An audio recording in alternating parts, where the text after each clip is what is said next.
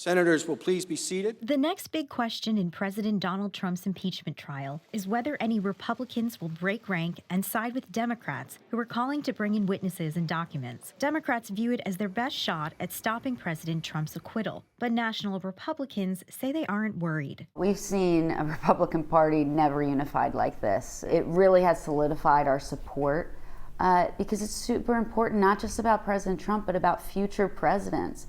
Nobody should have to be faced with baseless, endless investigations just because they won an election. Democrats would need to peel off 4 Republicans, a feat that even Senate Minority Leader Chuck Schumer told NBC would be difficult. Some of them may think, well, maybe the safe thing to do for me is witnesses and documents. And how it'll have to happen is not one person doing it, but a couple of them, when they talk privately, say maybe we should do it and get a group together of 5 or 6 or 7, and they do it together.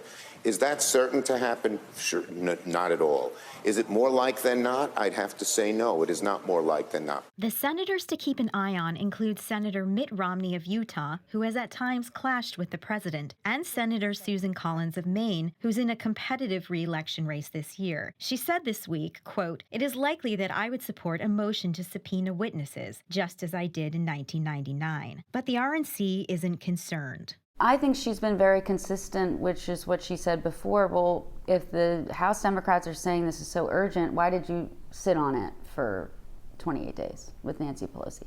She's going to look at the facts and make a decision for herself. Harrington says it's vulnerable Democrats who should be hesitating. I would be more worried if I was Doug Jones in Alabama, a Democrat, who's going to have to be on the record. I'd be more worried about some of these other senators in these swing states that voted for President Trump.